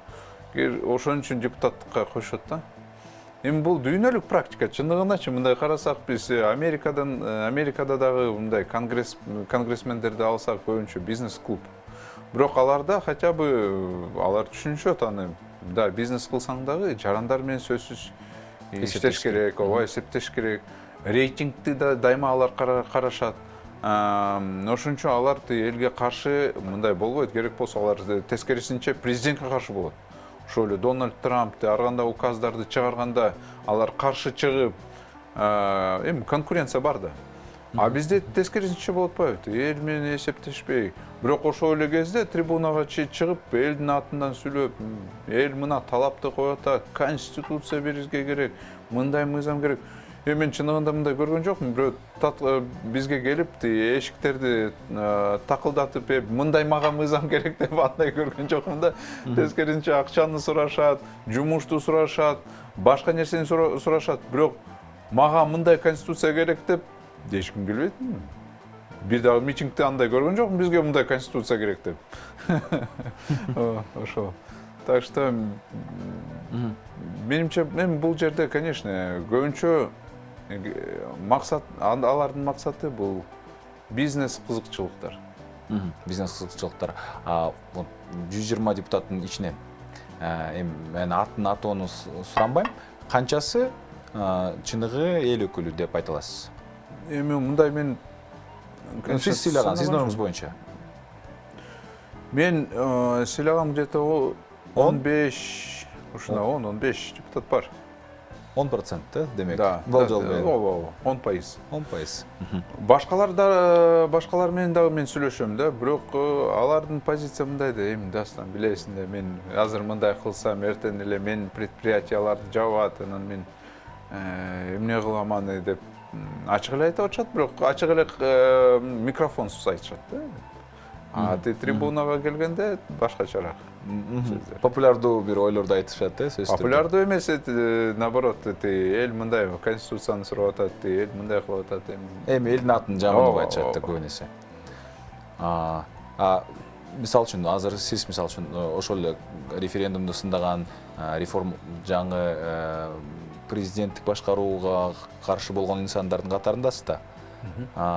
Азыркы өзгөрүүлөр кандай коркунучтарды алып келет, биз көпчүлүк тараптан эле билип атабыз, бирок эң башкы коркунучтарды атап санап бере аласызбы? Мен жөнөкөй эле тилме айтайынчы, мындай пункт статья деп эле мен керек болсо аны дагы айтсам болот да, бирок аны көбүнчө окуп айткен, даже чыныгында кызыгып жүрүп өткөн. Сиз айткандай адамга анын жашоосу маанилүү да, конституция эмне болуп атат? Тура. Эми мындай да, жөнөкөй тил менен айтканда, бир президент бизде сотторду дайындайт, ошол эле кезде аткаруу бийликти башкарат. Ошол эле кезде. Конфликт интересов болуп атпайбы? Бул бир мели. Ошого карабай эле эртең ушул президенттин ичи же башы ооруп калса, мисалы, кечинде тоондарды тосуп, аракты ичип, эртең менен башы ооруп калса, же понос болуп калып, анын ичи ооруп калса, жумушка чыкпай калсачы, ал дагы робот эмес да, ооруйт. Манайы жаман болушу мүмкүн, туурабы? Жумуш кантип жылат? Мисалы, ошол эле кезде элчини коюш керек, башка тышкы мамлекеттен келгендер менен жолугуш керек, өкмөт менен жолугуш керек, социалдык, экономикалык абалды чечиш керек, проблемаларды чечиш керек, судьяларды коюш керек, ар бир судьянын ишөө режимин окуш керек, жардамчылар ар кандай кагаздарды берет, жарандарды да угуш керек. Бир топ эле да жумуштар. Эми мына мен өзүм мына депутатмын да, менде 2 жардамчым бар. Менде өкмөт жок, сот жок. Мына чыныгында микрофон эле бар да. Ошол эле кезде чыныгы менде дагы убакыт жок болуп алды. Китепти окуганга өзүмө аз убакыт калды да. Себеби көп каттарды жазат жарандар, социалдык тармактарда жазат. Урматтуу Бекешевди президентке кайрылып койбойсузбу бул проблема менен? Себеби алар да көрүп атышпайбы, президентке жетпей жатат сөздөрү. Жетпейт, кантип бир киши бүт баарын уга албайт да. Менде убакыт жок болсо, президенттин таптакыр эле убакыт жок да, чындыгыначы. Таптакыр эле. Ал даже керек болсо, мына жардамчылардан сурайт, эмне баа өстүбү? Ооба, баа өстү. Анда ойлонуш керек да. Барып тапшырман берет. Карап көргүлө, ойлонуп көргүлө. Всё. Башка киши келет, мындай дагы проблема чыгып калды. Башканы тапшырман берет. ал чындыгында көп маселелерди уже чече албай калат, жөн эле тапшырманы бере берет, а аткарылышын даже кара албай калат да. Эгер жүрөгү дагы, мээси дагы мүмкүн болушунча супер эл үчүн болсо дагы, физикалык жактан эч бир жерине жетишпей калат. Ооба. Туура айтасыз. Мүмкүн биздин президент өтө жакшы киши, тарыхта калам деген киши ал өзү. Бирок убактысы жетпейт. Жөнөкөй тил менен эле түшүнүктүү болуш керек. Андан тышкары анын ордуна кийин келе турган киши деле кандай болуп калат? Ал да суроо. Бирок ошол азыркы учурдагы мына мисалы үчүн жанагы сиздердин коллегалар колдоп берип атпайбы? Ооба. Алар азыркы учурдагы бизнесин ойлоночу. Бирок эртең кандай болот? Алар билбейт. Эч ким билбейт. Мен дагы ошол депутаттарга айткам, силер билбейсиңер, эртең эле керек болсо 6 айдан кийин силердин бизнести алып алат керек болсо. Силерди түрмөгө камайт. Силер ойлоп атасыңар, мына мен бийлик менен сделканы кылдым деп. Андай эмес. Убакыт көрсөтөт анда. Көп эле депутаттар ушуна ойлогон. Мисалы, бизде депутаттар бар кээ бирөөнү колдоп, анан башканы дагы колдоп, өзүлөр мына анын түрмөгө отуруп калышты, мандаттан ажырап калышты. Андайлар дагы бар. Демек, депутаттардын көбүнчөсү Жок, мен мындай да ачык элечи. Мейли конституция колдосун. Бирок анын ачык позиция болуш керек. Ачык анын именно позиция болуш керек. Бирөө тапшырма бербей эле, ал өзү окуп, туура эле жазалантырбайбы? Мен ошон үчүн колдоп атам. Ачык ошону айтса, өтө сонун болмок да. Мен действительно от души колдоп атам ошону айтса, мен кубанычта болмокмун да. Кичине дискуссия болуп, талаш тартыш болуп, кичине сонун болмок да. Бизде мындай да, окубай эле жөн эле түртүп атышпайбы? Окубай эле. Даже керек болсо эң негизгиси демилгечи Бактыбек Турузбеков.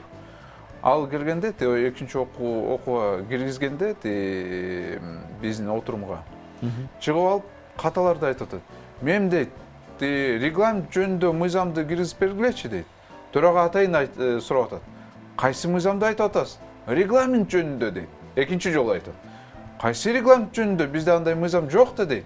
Мыйзам долбоор жок да андай. Жок, регламент боюнча экинчи окууга билесиз да конституция. Бул референдум боюнча деп атпай. Даже өзү автор, мыйзам долбоордун автору даже референдум жана регламент сөздөрдү даже айырмасын билбейт экен. Уят да. Бул депутаттын баласы эки департаментте иштейт. Анын кыздары мүлк фондунун мүлктү арендага алат. Ошону ойлойт, ошон үчүн түртүп атпайбы? Бары беркен, эмне жазылган? Айтсаң, билесиңби, мына депутат уже бул конституция менен мына май айында уже күчүнө кирсе, бир депутат мыйзам долбоорду сунуштап албайт. Зато любой киши сунушталат, депутат сунуштап албайт. Президент сунуштаса болот, өкмөттүн башчысы сунуштаса болот, башкы прокурор, жогорку сот, элдик курултай, 10.000 шайлоочу, бирок бир депутат болбойт. Кайсы өлкөдө андай бар, башкы прокурор мыйзамдарды сунуштаса, өзү түрмөгө отурулса, бул вообще ашыкча кетпеди. Ошону айтсаң, да, туура айтасың, бирок билесиң, көрүп атасың да, ушул уят да. Булар чындыгында мен эмес, мен президентке душман эмесмин да. Булар душман болот да. Буларга баары бир. Эртең мисалы башка келсе, булар ушу башканы колдоп берет. Дарстан мырза, сиз дагы да болсо болчок шайлоого аттанайын деген пландарыңыз бар экен. Ооба, андай план бар. Бирок ошондой сиздердин коллегаларыңардан уялып, ушул сасык саясаттын эмне кереги бар, жөн эле коеюн деген ойлоруңуз болуп турабы кээде? Мендеби? Мен чындыгында ойлогом, вообще керекпи?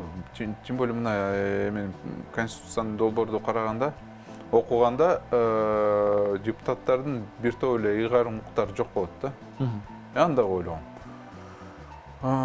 Бирок ушул жерде эми хотя бы бирөө айтыш керек да, ачык. коркпойм. Мен эмнеге коркпой жатам? Себеби мен дагы кээде корком, мен дагы адаммын да. Ачыгыра кээде ойлонуп каласың. Бирок туугандарды ойлойсуң, досторуңду ойлойсуң, аларга лишь бы терс мындай тийбесин деп ойлойсуң да. Менде бизнес жок. Башка депутаттардын мүмкүн куйругу бар, менде андай куйругум жок да. Мен мына видео тасмандаларды жазып атам, ким кандай добушту берип атат. Бир дагы депутат аны көрсөтпөйт. Бир дагы.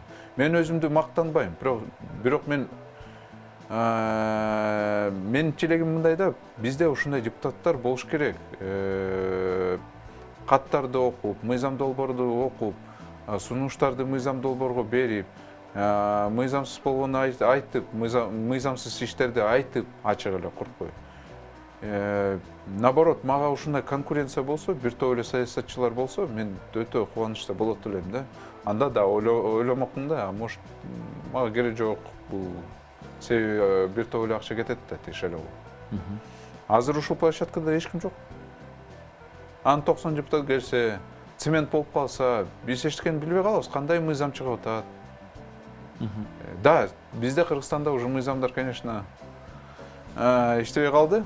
Ачык эле айтыш керек аны. Бир топ эле мыйзамдар Сиз иштебей калды. чыгарган мыйзамдардын кайсынысы иштеп атат? Мисалы мен чыгарган мыйзамдар бул жол эрежелерди бузган кишилер алар штраф төлөйт да. Скидка бар. 15 күн ичинде төлөсөң 50% скидка. Мен сразу айтам. Анты акциз салыктарды мен көтөргөм тамекилерге. Азыр биз бир эле тармактан тамекиден 6 миллиард сом жылына бюджетке түшөт. Та башка мындай өтө көп. Мына азыр эле өткөн жумада президент бир мен мыйзам долбоорго колду койду. Бул эл аралык уюмдардан аркылуу бириккен уюм ООН аркылуу ошо дары мектерди алуу боюнча. Бул кичине бюджетке дагы эконом болот да. Ушундай мыйзамдар бар, мыйзам долбоор. Аны айта берем мен, керек болсо, убакыт болсо мен айта берем. Ооба.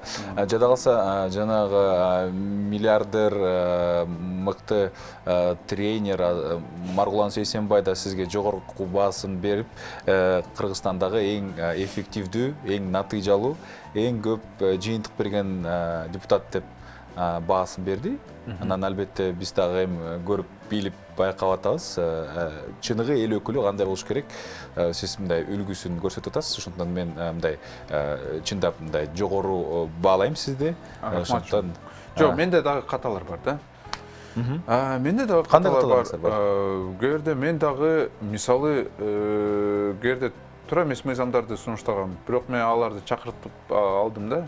Мисалы ошо эле эки жаран атылдык биздин жараныбыз чиновник болуп калса, ошону жашыруун маалыматты, ошол маалыматты бербесе, көрсөтпөсө, бирок кармалып калса, ал түрмөгө отурсун деп мен ушундай мыйзам долбоорду сунуштагам да. Бирок мен андан ойлоп жок, кандай болот экен. Ошону чакыртып алдым да. Штраф эле кала берсин, бирок түрмөгө бул кереги жок да. Ушундайлар кичинекей мыйзам долбоорлор бар, бирок алар мен Кудай сактады, алар өткөн жок. Ошол мен кубанычта болуп атам да. Сиз мыйзам долбоорлорун иштеп чыгууда, сиз эң көп мыйзам долбоорун сунуштаган, ишке ашырган киши катары айтсаңыз, ошол кантип ойлоп кантип жазасыз, идеялар каяктан келет, сунуштар, талаптар? Эми идеялар бул эл аралык тажрыйба же мисалы кайрылуулар негизинде болот да. Мисалы мен айта кетсем, бизде 2011-жылда мен Америкага барып келдим. Ошол жерде көрсөм, Америка автономерлерди сатат экен. Автономерди любой тандасаң болот да, өзүнүн атынды жазып, же сөздөрдү жазып ошону. Алар сатат экен, бирок аларда $20. Мен ойлонуп көрдүм, биздин мамлекетибиз ошону сатса, пайда табат, бюджетке акча түшөт. Себеби бизде өтө жакшы көрүшөт да, өзүнүн атынды бир жерге жазып, ушундайлар адамдар бизде көп да жарандар туурабы. ооба. Мен ошол идеяны алып келдим. Жогорку кеңеште сунуштаганда бир топ эле депутаттар эми кандай болсун ушундай өзүнүн атымды автономерге жазып андай болбойт деп урушуп мени, бирок өттү. Көпчүлүк колдоду да. Анан өкмөт ошону уже аткарганда бизге бир жылда 50 миллион сом түшкөн. Ошо автономерлер аркылуу. Вот мына аукциондор өтүп, арганда уникальный цифралар менен номерлер сатып баштаганда 50 миллион сом түштү. 20-жылда мына өткөн былтыр 100 миллион сом түштү. Жакшы да. Бир эле номер үчүн. Сонунда вот ушундай идеялар эл аралык тажрыйба. Демек сиз ошол мыйзам долбоорлор менен бюджетке чоң суммадагы каражаттарды алып келе атасыз да.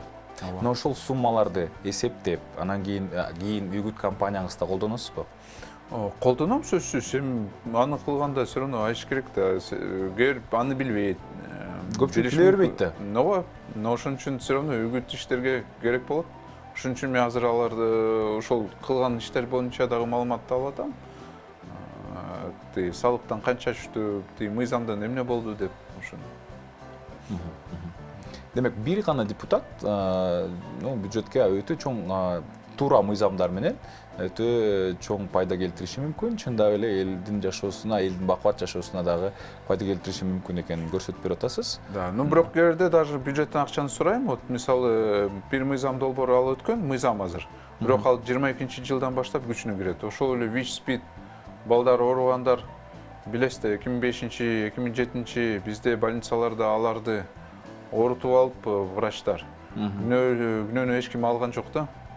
Андай болот да, мамлекеттин больница болсо, ошол жерде бирөөнүн баласы ооруп калса, ВИЧ-СПИД менен ошо жөнөкөй оору эмес да.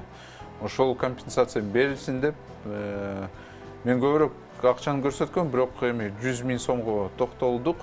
Эми хотя бы ушундай биз көрсөткөнбүз да. Эми 22-жылдан баштап 385 адам негизи ошол компенсацияны алыш керек мыйзам менен. Вот кээде ушундай расходный ушундай мыйзам долбоорлор болот да. Акчанын тескерисинче сурайсың бюджеттен. Эми сиз азыркы учурда мындай социалдык тармактарда аябай активдүү болуп баштадыңыз. Анан эң жаш шайлоочуларга дагы маани берип, TikTok'ту дагы өздөштүрүп атасыз. Байкашыма караганда жаш блогерлер менен көп интервьюларды кылып баштадыңыз. Бул мындай депутатты мен көрө элекмин чындыгында. Анан кийин сиз дагы кимдер менен азыркы учурда иштешейин деп атасыз? Ошол эле блогерлер же болбосо эми азыр мен жарандар менен иштешейм деп атам. Иштак эле иштеп аткам, бирок активдүү азыр. Азыр мага шайлоо бул өтө кымбат нерсе экен. Өтө кымбат нерсе да. Мага мен санадым где-то 5 миллион сом керек да шайлоо компанияга. Мен аны даже бюджетти көрсөтүп берем, аны отчетту берем. Вот ошого акчаны чогултуш керек болот да. Ошону жарыя кылайын деп атам. Анан канча түшөт мен билбейм. Тем более азыр мына мен айткандай азыр 40%-дан ашык үй бүлө адамдар бизде жарандар жакырчылыкта жашагандар. Алар, конечно, мен алардан сураган жокмун. Бирок кээ жарандар бар да, алардын мүмкүнчүлүгү кээде бар да. Алар кичине берсе дагы уже мага жакшы болот да. Ошого шайлоо компанияга акчаны топтогонго азыр бир топ эле аракетти үгүт иштерди кылам. Эми кайра бүгүнкү темабызга кайтып келе турган болсок, 11 апрель референдумдун эң чоң коркунучун айттыңыз. Дагы кандай коркунучтар бар? Укуктар чектелет деп атат. Укуктар эми бул жерде сөз эркиндиги. Сөз эркиндиги дегенде бир жерде ошол эле 10-беренде жазылат, цензура жок болот деп. Бирок анан кийинки пунктта мындай жазылып атат да. Мыйзам менен чектөөлөр киргизилет дейт. Кайчы пикирлер ушундай бар, бирок андагы иш чараларга дагы чектүүлөр, кээ бир иш чараларга чектүүлөр киргизилет. Бул кандай иш чаралар? Бул мисалы элге жакпаган иш чаралар, коомдук сезимге жарашпаган иш чаралар. Ушундай жазылган да. Моралдык жана мындай моралдык терс көрүнүш болсо, моралдык жактан анда ушундай иш чаралар дагы тыюу салынат деп жазылган да. Эми ким түшүнөт аны моралдык кандай, мыйзамга жазганга туура эмес го өзү. Кандай моралдык, кимдин моралдык укуктары менен биз эсептешебиз, аны түшүнүксүз да. Ушундай конституцияда бир топ эле каталар бар.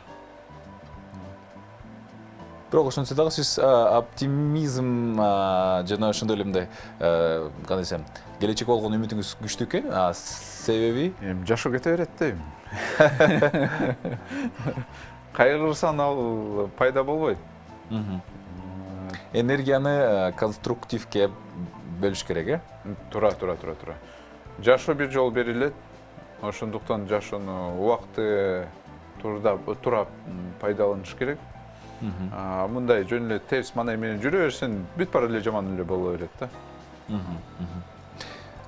Бул ушундай мындай позитивдүү пикир менен биз бүгүнкү эфирибизди жыйынтыктайбыз. Тилекке каршы убактыбыз соңуна келип калыптыр. Урматтуу көрөрмандар, жакынкы эфирлерде сиздер менен жолугушканча, амандашканча биз менен мейманда Жогорку Кеңештин депутаты Дастан Бекешев болду. Бар болуңуз, ийгилик болсун.